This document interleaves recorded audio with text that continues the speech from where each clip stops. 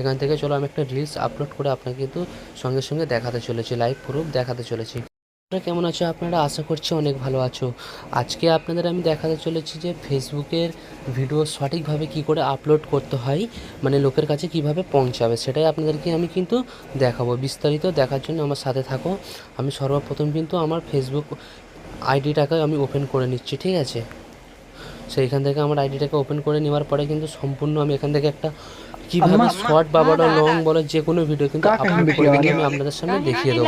তো সর্বপ্রথম আপনি কি করবেন, এইখান থেকে দেখতে পাচ্ছ এইখানে যে একটা ফটোর যে একটা চিহ্ন দেওয়া আছে সেখানে কিন্তু ক্লিক করে দেবে। ক্লিক করে দেওয়ার পরে এইখানে আমার কিন্তু ভিডিও চলে আসবে। এখানে ভিডিও আসার পরে আমি যে ভিডিওটা আপলোড দেবো সেই ভিডিওটা কিন্তু এখান থেকে চুজ করব।